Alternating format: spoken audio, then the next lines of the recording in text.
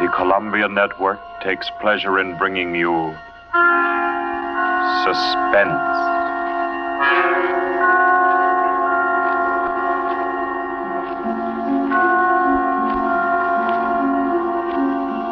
Suspense.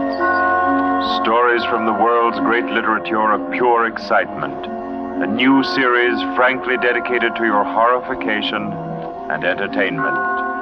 Week by week, from the pick of new material, from the pages of best-selling novels, from the theater of Broadway and London, and the sound stages of Hollywood, will parade the most remarkable figures ever known. CBS gives you Suspense.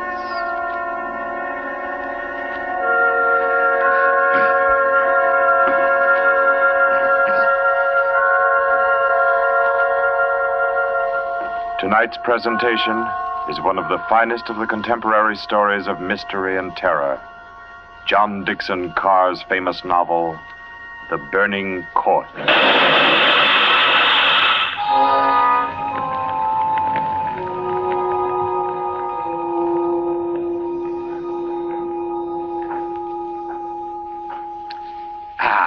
A glass of sherry by the fireside of a beautiful suburban home.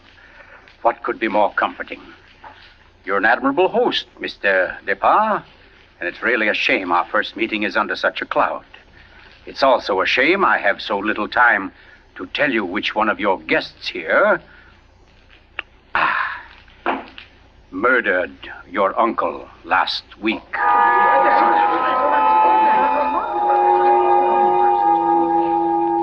Now, let's see now. I believe we're all here. Your wife, your friend, Mr. Stevens, Captain Brennan. Yes, and incidentally yourself. Just who did you say you were? Well, no wonder you've had so much difficulty with the case, Captain. My name is Cross, Godin Cross, the writer. As a matter of fact, it's because of my just completed book, Poisoning Throughout the Ages, that I happen to be here now. And Ted Stevens there happens to be a member of the firm which publishes my work. I'd never seen him until tonight, but I've been told what happened. This afternoon, he began reading my manuscript for the first time on the train.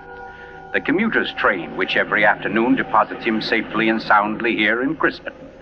I imagine he was halfway home by the time he finished the first chapter. Then he turned a page. Attached to the following leaf was a picture. And looking at it, the young man stiffened suddenly and all but cried out his shock. It was a picture of a young woman, and under it had been printed, famous poisoner Marie Dobré, 1676. Ted Stevens was looking at a picture of his own wife.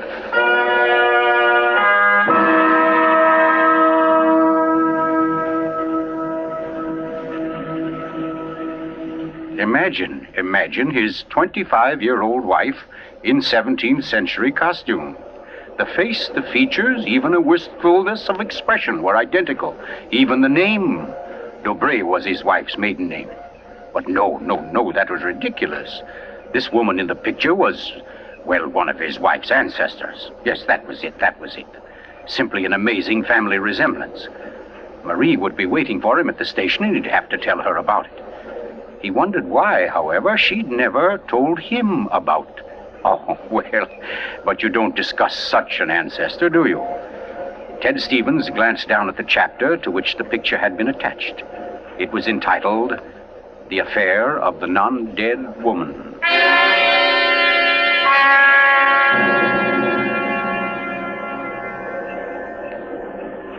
Hello, Ted. Stevens was almost jolted from his seat. It was Dr. Weldon, professor of English at the college, an old friend of his. Quickly, he thrust the picture beneath the manuscript and moved over. Hi, I didn't see you, Doc. Oh, here, have a seat. Oh, I thought maybe you were giving me the, what do they call it? The brush off? Oh, no, say, as a matter of fact, Doc, you're the one man I do want to see. Yeah? Very flattering. Remember those discussions we used to have about murders? Better than bridge anytime. Well, I got the idea that you'd made sort of a hobby out of the old cases, the historical ones. Well, I've studied quite a number of them, yes. Ever hear of a woman named Marie Dobré. Marie Debray? Marie Debray. Oh, yes. That was her maiden name, of course. One of the finest specialists in arsenic poisoning you could ever hope to find. Oh, we're almost at our station, Ted. Let's get to the door. Yes, a real charmer Marie was. Must have disposed of 100 husbands, lovers, suitors, and just plain friends before she was caught. What happened to her, Doc? She was beheaded and burned. Crispin!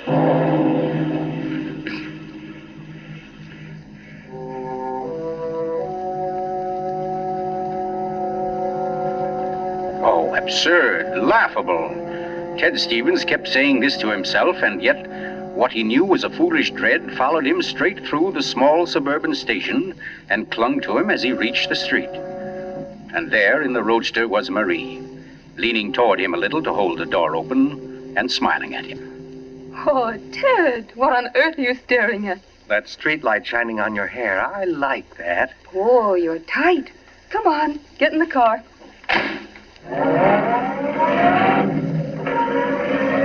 Then, like a wisp of smoke, it was gone. The whole ridiculous fear, the delusion.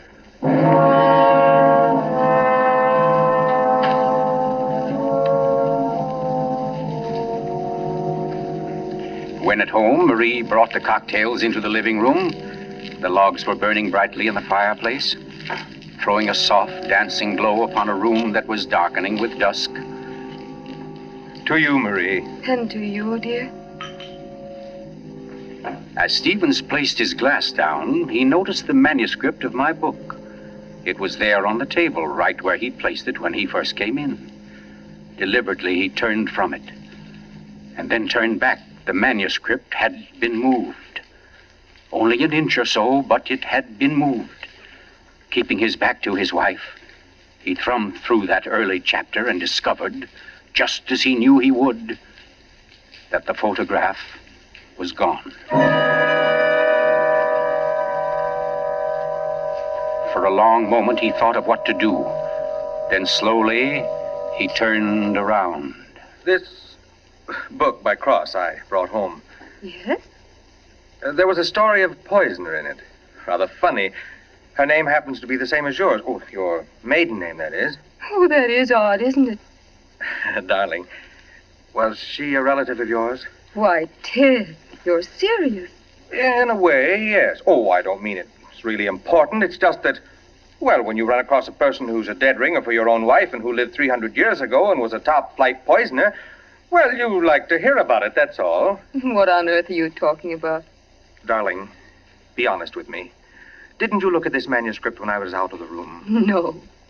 You didn't take out a picture of a poisoner named Marie Dobré? I most certainly did not. Oh, Ted, what is this all about?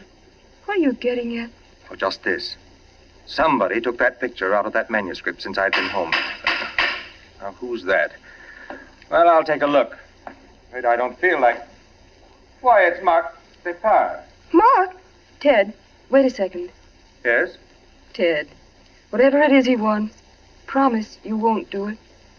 Promise I won't do I it? mean, promise you won't get yourself involved. Please, Ted, don't go out tonight. Say, what in the world is... Well, anyway, we can't let him stay outside. Mark, how are you? Come on in. Thanks, Ted. Just thinking about giving you a call later. Oh, let me have your hat. Oh, thanks. Marie, I hope you'll excuse me for popping in like this, but, well, I wanted to talk to Ted. It's rather important. Oh, I don't mind at all. Come on, Mark, we'll step into the library. Oh, you mind, dear? Of course not, Ted. I'll be making the sandwiches for her. Oh, grab that chair in the corner, Mark. Well, let's hear it. What's the trouble? Ted, my Uncle Miles was murdered. Murdered? Oh, the talk hasn't reached you yet, but it's already started. Nothing definite, of course, just that there was something wrong about Uncle Miles' death. But I don't... Mark, are you sure of this? You know he was murdered? I don't know. Of course I don't. I just don't see how it could be any other way. Uncle Miles, you know, had been sick for quite a while, but last Saturday he seemed so much better that Miss Corbett, that was his nurse, decided to take the day off. And, oh, well, you know all this. You and Marie were over that afternoon. Anyway, Lucy and I went to the club that night, to that masquerade party, and, we left the old boy completely alone.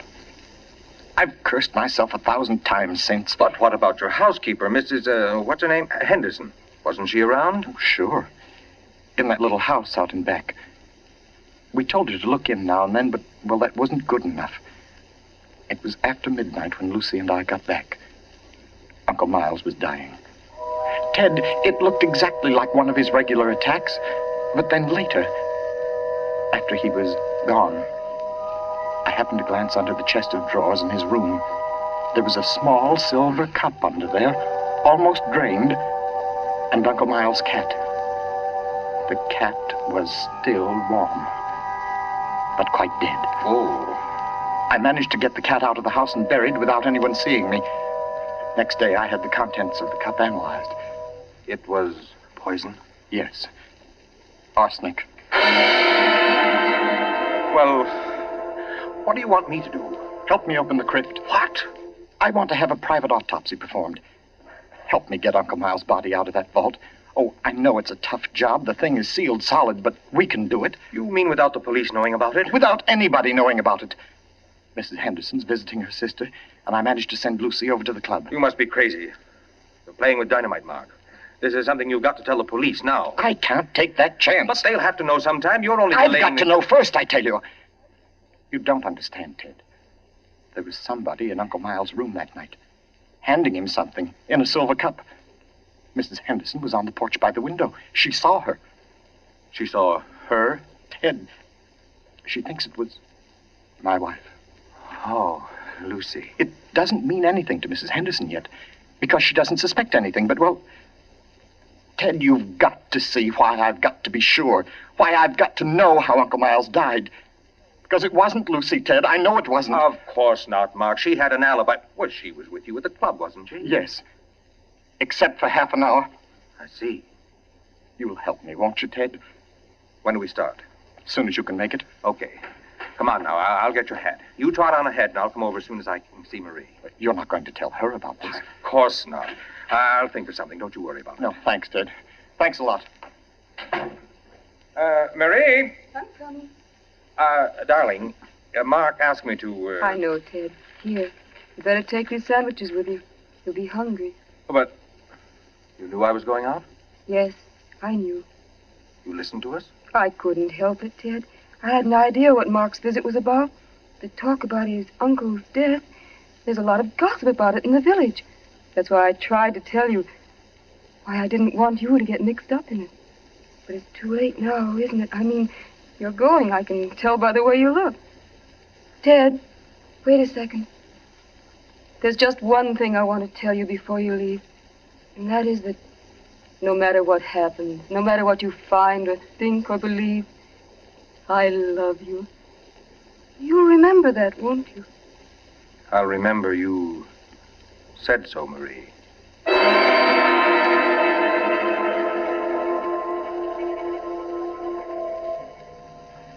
By the light of a dim kerosene lantern, Mark and Chet Stevens pounded their way through the thick shelf of rock that covered the DePauw's ancestral tomb, pried open the great slab of stone which lay across the subterranean door, and then at last descended to the dank, ink-black chamber. They found the coffin. They dragged it from its crypt and placed it on the cold stone floor. They unclamped the lid and opened it. Mark, it's empty. What? That's impossible. It can't be. But it is, Mark. You know what this means? That body wasn't in this coffin when it was placed here. I'll swear it was, Ted. From the time that coffin was closed on Uncle Miles, somebody, the undertaker or Lucy or me, somebody was with it until it was buried. And the crypt was sealed right after. Then somebody beat us to it. Somebody's broken in here ahead of us. Broken in? Listen, Ted. Lucy and I have hardly left the house since the funeral. Do you think anybody could break in here, smash through that stone and cement without our seeing them or without our hearing them? Well... What? Well, you might as well come on out then. What? Who was that? Me, Mr. DePauw, up here. My name's Captain Brennan. I'm from the office of the Commissioner of Police. From the... Like to talk to you if you don't mind, Mr. DePauw. Here, follow my flashlight up. But I don't understand. How did you How did you know about this? By listening, mainly. You mind if we go up to your house, Mr. Despard? Why, no.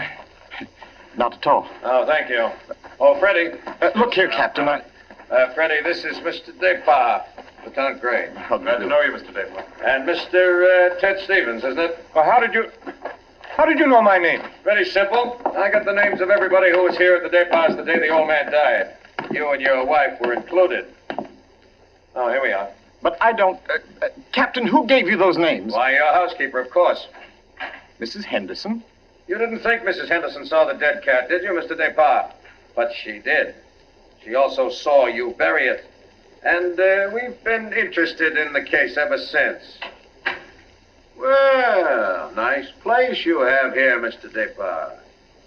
Now, let's see. According to Mrs. Henderson, your wife was wearing some kind of a masquerade costume that night. What kind of a thing was it? Well, it was a... Oh, there, you can see it. It was copied from the dress in that old painting over there. Oh, yes. Funny, where's the woman's face? It's always been that way, long as I can remember. Somebody must have thrown acid on it or something. Can't blame them much. She was a poisoner. A poisoner? Yes. The story goes that one of my ancestors was responsible for her execution. Marie Dobray, her name was. Oh, yes, I've read about her. Learned all her poison tricks from one of her lovers, guy by the name of Godin St. Croix. Godin St. Oh, yes, Mr. Stevens. We cops read now and then. Did you say Godin St. Croix? That's French. We call it cross. Ha! Absolutely no limit to a cop's education, is there? But to get back to your wife, Mr. Despard, she was dressed like the famous Marie. Now, when Mrs. Henderson looked through that window... Just a minute, Captain. Mrs. Henderson can't prove she saw a thing, and you know it. What do you mean? I mean you haven't any right to insinuate that my wife was in that room. Well, who's insinuating? I'm trying to say that Mrs. Henderson, after thinking it over, realizes she was tricked by the costume. The woman she saw in the funny clothes, handing the cup of poison to your uncle, wasn't your wife at all. What? Because your wife is an unusually tall young woman. And the one Mrs. Henderson saw was fully half a head shorter. More on the order, let's say, of Mr. Stevens' wife. My wife? Captain, this is absolutely ridiculous. Well, I don't know. Why, what's the matter, Mr. Stevens? You're trembling like a leaf. Tell me now, just for fun, where was Mrs. Stevens that night? She was home. With me. The whole evening? Certainly. She retired early? Yes, we both did. You, I suppose, were sound asleep by midnight. Yes, I was. Then how do you know where your wife was? Well, Look here, Stevens. She had to have a costume that would match Mrs. Despard's. How did she manage that? Where did she get it? Well, she never had one. She never had a dress like that. And what about her motive? Why did she poison him? I don't know. Not for money, certainly. Then what was it? Hate? Did she hate Miles Despard? Yes, she did. No. Oh, I don't know. I don't know, I tell you. Brown, Yes, Freddie. I phoned and got hold of Mrs. Despard, the nurse, all right. That Mrs. Stevens, I couldn't reach her. Her phone won't answer. Okay, have her picked up. I'm going home. Stevens, come back here. I'm going to get my wife. Want me to stop him, Brennan? No, go.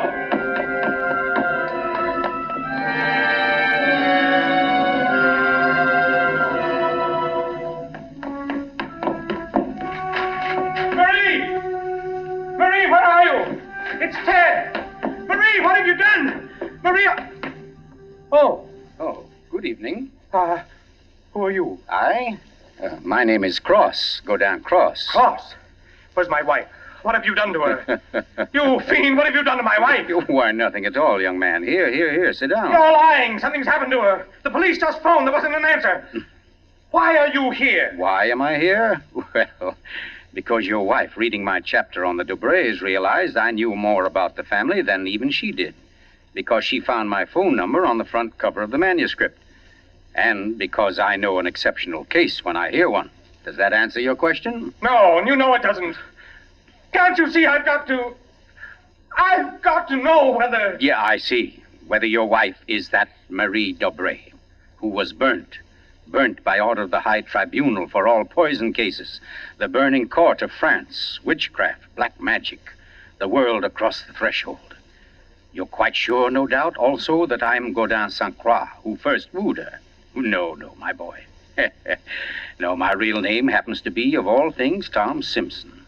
Most unsuitable for a distinguished writing career. And Marie Dobray is no more your wife's real name than mine is Godin Cross. What?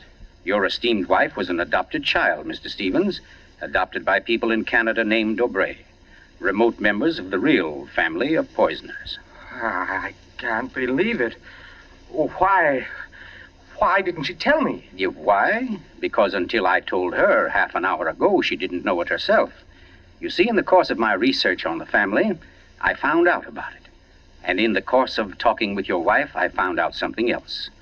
How for years she was haunted by the fear that she might be a poisoner by inheritance, by blood. And you can see, can't you, why she never talked about it, her past to you? Yes. And yet, Mr. Stevens, you had all but made her forget that past. You.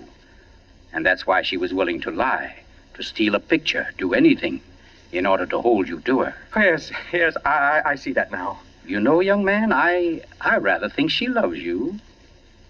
But as you will see, though, she comes only when I call her. Mrs. Stevens? You mean she's... Yes, Mr. Cross. Marie, it's you. You're all right? Oh, yes, dear. We're both all right now, and nothing can change it, ever. Marie, listen. Don't say Marie, dear. Say Maggie. Maggie? Oh, that's my name, my real name. Maggie McTavish. And it's a lovely name, dear. The most beautiful, gorgeous... Darling, please. You don't understand. The police, they think you had something to do with Miles' death. They think I did. So, now, Mr. Stevens, before we go back to the Departs, don't you think you'd better tell me everything that's been said and done up to date? Having just saved your wife's soul from the burning court, now I'll wrest her body from the electric chair.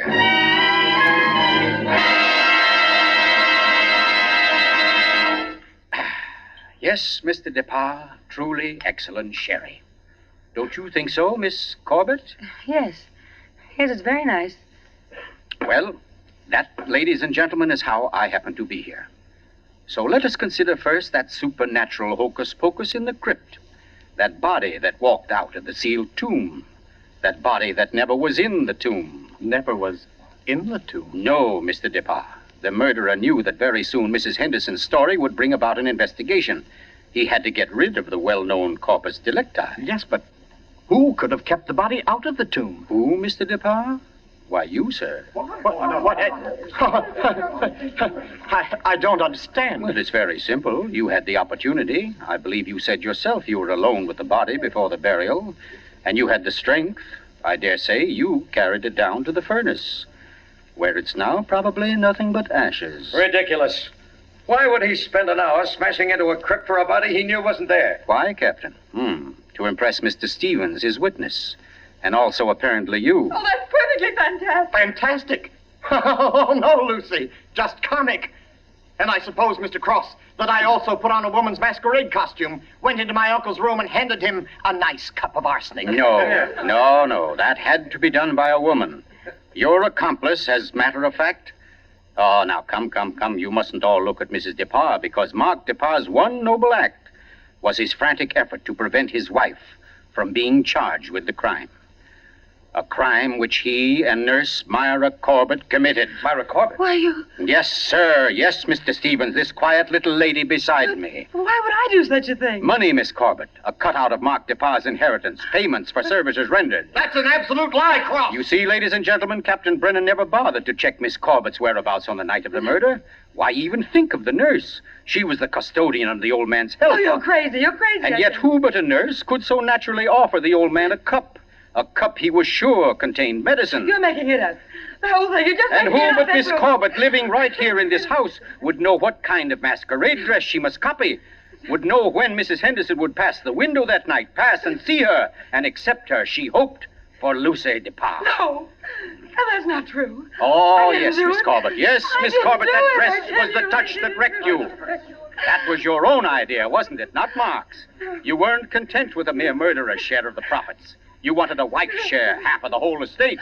You wanted Lucy Depart convicted and out of the way for good. Well, I give you a toast, Miss Corbett, with Mr. Depart's excellent sherry, to a particularly ruthless poisoner. And yet, you know, on the whole, I'm rather partial to female poisoners. Why, only tonight I...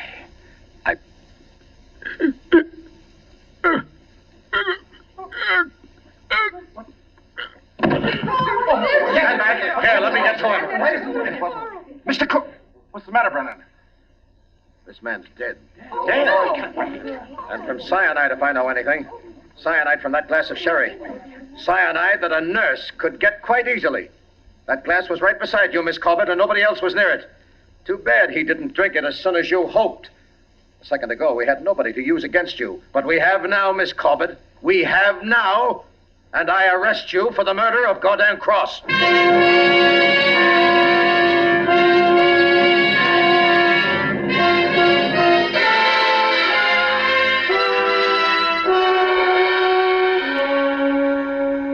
Close to 5 months ago that the prominent author was murdered, and tonight Myra Corbett pays with her life for that crime. The former nurse, at first protesting her innocence, in recent Yes, weeks has grown... I'm in here, dear. Oh. I thought you might... Oh, what did you cut it off for? Huh? What do you mean? The radio. Oh, yeah, well, I thought you wanted to talk. Oh, Ted, don't you think I know you better than that? What was on the radio? Well, there wasn't any... Okay. It was about Myra Corbett. She goes to the chair tonight. Oh, I didn't think you wanted to be reminded. I don't really. But making such an effort to hide it only keeps it alive, doesn't it? All right, darling. Know what I came in to ask? If you wanted a cocktail before dinner? The largest one you've got. Fine. I'll get out the ice cube. I know. If I'll fix up the fire. Okay, Maria, a deal. Where are some papers to start it? Right there by the bookcase. And the name's not Marie. It's Maggie. Because, darling, Marie's dead and gone forever.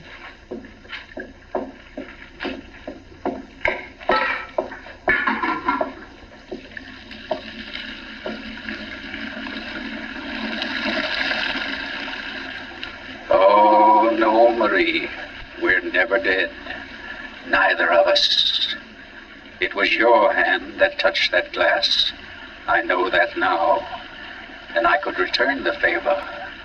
But instead, I shall ask that you dispatch your husband. This one, like all the others. Now, just a little bit of poison in the drink, Marie. Any kind of a drink. What kind, Ted?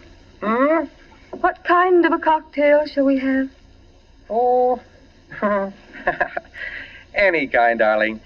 Any kind at all.